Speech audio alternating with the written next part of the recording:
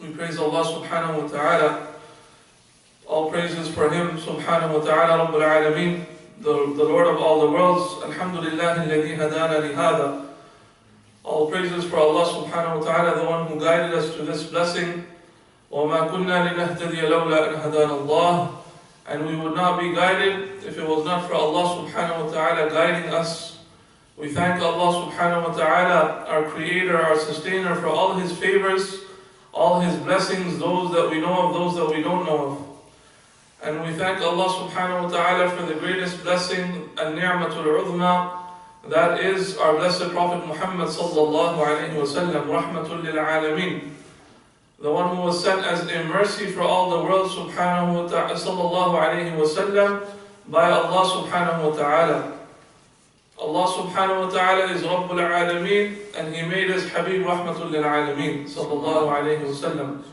And we ask Allah subhanahu wa ta'ala to shower His salawat and salam, His blessings and peace upon Sayyidina Rasulullah sallallahu alayhi wa sallam, and upon His pure family, His al, His ashab, His noble companions, His azwaj al-tahirat, His pure wives who are the mothers of the believers, and all those blessed offspring of His sallallahu alayhi wa sallam, and those blessed generations that follow Him until the day of judgment. And we ask Allah subhanahu wa ta'ala to make us and our offspring ila yawm al-qiyamah from people of La ilaha illallah Muhammadur Rasulullah sallallahu alayhi wa sallam. Ameen. From those who love Allah and His beloved Prophet sallallahu alayhi wa sallam and follow in His footsteps until the day of judgment. Ameen ya Rabbil Alameen. My dear brothers and sisters in Islam, first and foremost, I address myself before any of us, as I'm the most needy of this reminder and this address.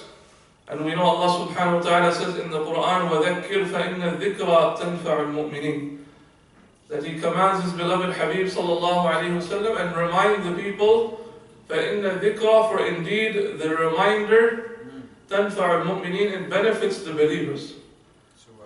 So if we want to see if we are people of faith, if we want to see that if we have iman in our hearts, when we hear the reminder, for example, on Jumu'ah, or when we hear a speech in a gathering, in a blessed gathering, if we benefit from that reminder, that shows that we have iman. Because Allah says, فَإِنَّ ذِكْرَ تَنْفَعُ الْمُؤْمِنِينَ. So if you are a mu'min, you will benefit. So if we have iman, we will benefit. May Allah subhanahu wa ta'ala make us from people who have strong faith in iman. May Allah subhanahu wa ta'ala strengthen our iman so that what we hear, we can benefit from what we hear, even myself and others, inshallah. Alhamdulillah, this is the month of Rabi al-Akhir, Rabi al-Thani. And throughout the world, and including this country and this city, we are commemorating one of the greatest awliya, the greatest Sultan al-Awliya, Sayyidina Shaykh Abdul Jilani, radiyallahu anhu, qaddasallahu sirruhu al-aziz, was known as the Sultan of the Awliya. He is known as the leader of the saints, the friends of Allah subhanahu wa ta'ala, because of his maqam in the presence of Allah subhanahu wa ta'ala and the beloved Prophet sallallahu alayhi wa sallam. His achievements of closeness to Allah and the Prophet sallallahu alayhi wa sallam are commemorated throughout the year, and especially in this month, because in this month he passed ahead from this physical world and he went to Allah subhanahu wa ta'ala to meet his creator in this month of Rabi al-Thani, on the 11th of this month. And this is why we celebrate Gami, or we commemorate the Gami Sharif, because 11th is the day on which he departed from this world. He is known as Al-Ghawth al-A'zam. He is known as Al-Ghawth. The Ghawth is a title given to the greatest wali of his time. And he's known as Al-Ghawth al-A'zam, meaning that from all the zaman, or all the times of the awliya Allah, he is known as the Sultan and the greatest awliya, wali of his time, and even of other times. Radiallahu anhu. May Allah subhanahu wa ta'ala be pleased with him, and may Allah subhanahu wa ta'ala allow us to benefit from his ulum and his asrar and his barakat, inshallah. In this month you will hear many people speaking about the blessed biography of Sayyidina Shaykh Abdul Jilani, qaddasallahu sirrah. And alhamdulillah, each part of his life is something that we can reflect on and benefit from. Many people will talk about his miracles, his karamat. Many people will talk about different aspects of his life, which are all qabil ihtiram, which are all worthy of mention, and which are all blessed in the presence of Allah subhanahu wa ta'ala and the Prophet sallallahu alaihi wasallam. we know that he was a Hassani and Husayni Sayyid. So looking at his origin, we look at his asl, his lineage. It is a blessed lineage because from his father's side, he is Al-Hassani. From the descendants of Rasulullah, from Imam Al-Hassan, radiyallahu anhu, Al-Mujtaba. And from his blessed mother's side, he is Al-Husayni. From the descendants of Rasulullah, sallallahu alaihi wasallam, from Imam Al-Husayn, radiyallahu anhu. And as such a person who is Al-Hassani Al-Husayni is known as Najib al-Tarfayn. Is known as a person who is blessed from both the lineages of their father and mother. And we indeed see the atharat and the result and the blessings of his lineage in his lifetime. Some of the awliya Allah are born awliya Allah and some receive wilayah in their life. The ones who are born a wali in the womb of their mother, they're known as, in Farsi or in Urdu we say Mother-Zat Wali. That from the time of their birth they're awliya Allah. Shaykh Abdul Jilani was one of these who was at birth a wali. We know this from one of his karamat that when he was born, the people were unsure about the sighting of the moon of Ramadan or of Eid, one or the other. And they wanted to find out if the moon was sighted, but they couldn't see because it was unclear. And at that time, of course, people were following the sunnah of the Prophet ﷺ to look for the moon sighting, the ru'yah. And this is the sunnah, and we should still establish the sunnah to actually look with our own eyes and try to see the moon with our eyes. This is the sunnah of the Prophet ﷺ. And because they couldn't decide and see the moon, one of the people, because they knew that this child was a blessed child, Abdul Jilani radiallahu anhu, they said that go see if this child is taking the milk of their mother during the day or not. And if you find that this child was taking the milk of their mother during the time of fasting, during the day, if he is accepting the milk, then know the moon has been sighted. If it was for Eid or if it was for Ramadan, then if he's not taking the milk, then know that Ramadan has started. And when they went and they saw and they asked the mother of Sayyidina Shaykh Abdul Jilani, Qaddasallahu Sirra, they found that he was not taking the milk during the day. And from that they figured out that the Ramadan has started. So we find that this is a quality of a wali who is at the birth a wali. And what is a wali? Allah subhanahu wa ta'ala mentions in the Quran, أَلَا إِنَّ أَوْلِيَاءَ اللَّهِ لَا خَوْفٌ عَلَيْهِمْ وَلَا هُمْ يَحْزَنُونَ. That this is the haqiqah, this is reality from the verses of the Quran, that there are certain chosen people of Allah known as wali in singular and awliya in plural. And the awliya Allah, these people who are close to Allah, they are friends of Allah, they are saints, they are pious ones, they are chosen by Allah. لَا خَوْفٌ عَلَيْهِمْ وَلَا هُمْ يَحْزَنُونَ. These are a category of people that they do not have fear in this world, وَلَا هُمْ يَحْزَنُونَ, and in the next world they do not grieve. Meaning they fear Allah subhanahu wa ta'ala, of course, but they do not fear other than Allah subhanahu wa ta'ala. They do not fear other than Allah subhanahu wa ta'ala. الَّذِينَ آمَنُوا وَكَانُوا يَتَّقُونَ. Then Allah says these are the people who are firm in their belief and they have taqwa. They are people of taqwa. They are people who are always conscious and fearing Allah subhanahu wa ta'ala and loving Allah subhanahu wa ta'ala every step of their life, outwardly and inwardly. لَهُمُ الْبُشْرَى فِي الْحَيَاةِ الدُّنْيَا وَفِي الْآخِرَةِ. For these people there is a glad tiding in this world and in the next world. لا تبديل لكلمات الله, and there is no change to the words of Allah subhanahu wa ta'ala. ذلك هو الفوز العظيم, and that is the greatest of successes or the greatest triumph. So we see that his origin is a blessed origin. And what I specifically wanted to speak about are the upbringing of Shaykh Abdul Jilani, his parents. Because in our society, and I'm speaking of Muslims in general, we have a responsibility to first and foremost take care of our household and take care of ourselves. Many people we see, they are going in the opposite direction. They forget their own family and they try to change the world. We are trying to change the Muslim Ummah in general, but what's happening in our own house, we do not care. We do not know. We're not giving attention to our children. We're not giving attention to our spouses. And I'm not pinpointing anybody here. I'm saying the general state of the Ummah. and I'm including myself, and we're not taking care of our spouses, if we have parents, we're not giving attention to our parents, but when we go outside, we want to save the ummah, we want to do khidmah of the ummah, we want to change the state of the ummah. What was Allah subhanahu wa ta'ala saying in the Quran? إِنَّ اللَّهَ لَا يُغَيِّرُ مَا بِقَوْمٍ حَتَّى يُغَيِّرُوا مَا بِأَنفُسِهِمْ. That Allah subhanahu wa ta'ala does not change the state of a qawm, of a nation, until they change themselves.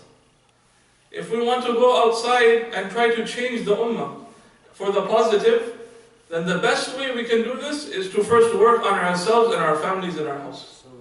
If everybody works on their household, then we'll have a healthier ummah, because Allah subhanahu wa ta'ala promises this in the Quran. If we all work to better ourselves in our households, from the base up, then we will have a more stronger ummah, we will have a healthier ummah, and automatically we will see changes, better changes in the ummah in general, throughout the world, because we are sincere with ourselves and our families. Now let's look at the life of Shaykh Abdul Qadir al-Jilani. People like Shaykh Abdul Qadir al-Jilani do not just come like that. They do not just spring up like that. Pious people, awliya Allah, we have to look at their upbringing. So because I wanted to see their upbringing, I wanted to mention a story about the father and mother of Shaykh Abdul Qadir al-Jilani. The father of Shaykh Abdul Qadir al-Jilani, his name was Sayyid Musa Jangi Dost, who was as I mentioned, a Hassani Sayyid. His mother, Sayyida Fatima, she was a Husayni Sayyida. And so the father-in-law, the grandfather of Shaykh Abdul Qadir Jilani from the mother's side. So his mother's father, he was a very pious Sayyid named Sayyid Abdullah as-Sawmai, and he was also a Husayni Sayyid, the father of the mother of Shaykh Abdul Qadir Jilani. When the father of Shaykh Abdul Qadir Jilani was a young man, a young youth, and he was in his young age, he was a Jawan, we can say.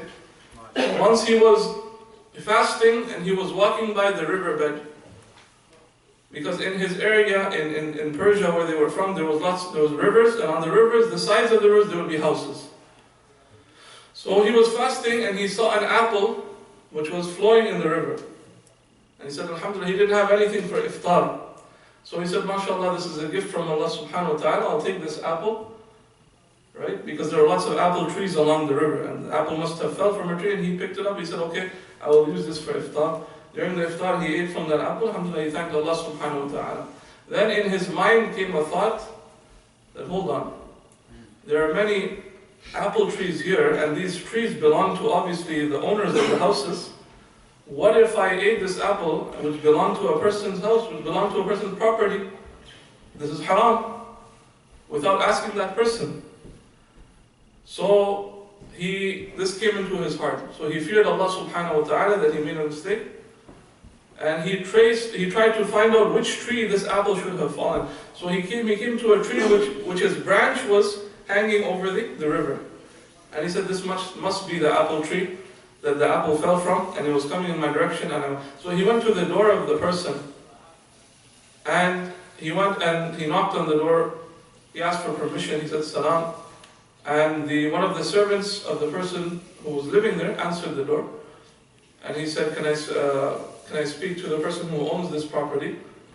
I want to speak to them. And then he called the person and he said, so he said, a very pious person came out, an elderly person, and he said, oh Shaykh, I have eaten from this tree, this apple, without your permission. Now, I think I have done something wrong, so I'm going to ask your forgiveness, and whatever you want me to do in return, any service, I will do that for you.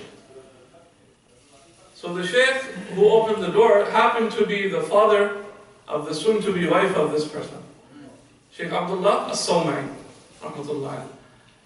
And he said, okay, because you've done this, I want you to work for me. Because he had farms, he had orchards. So he said, work for me. And then once you worked enough, then inshallah I'll let you off the hook, then you can go. So he started working for that person, Shaykh Abdullah Sawmai. He started working. And it said in the narration that he worked for 8 years. Because Sayyid Musa, he said, I'll do whatever you want. I've done this just for eating an apple. Look at the taqwa of the person, first of all. He didn't say, okay, I'll give you an apple back, or I'll pay the amount of the apple. He said, whatever you want, it's your haqq that I've taken away, then I'll do whatever you want me to. This was a different class of people. These were people who feared Allah subhanahu wa ta'ala and loved Allah and the Prophet sallallahu alayhi wa sallam, and they feared any hisab in the akhirah. So then 8 years the person made him work. And actually, Sayyid Abdullah, he wasn't doing oppression on him. One might say 8 years for an apple, this is dhulm. But he was actually giving him tarbiyah. And he was actually monitoring him. Because something else, he wanted to do something else. And he wanted to offer him something later on. So when 8 years finished, he said, now you're free to go. No, the 8 years time period came, Sayyid Musa came to Sayyid Abdullah. He said, I've done my service, can I go now? He said, I have one more request, I have a daughter. And I want you to marry that daughter. But my daughter, she has no eyes, she's blind, she is deaf, she has no arms and she has no legs, but you have to marry her. Sayyid Musa said, this is the last thing, after this I'm free, okay, I'll marry her.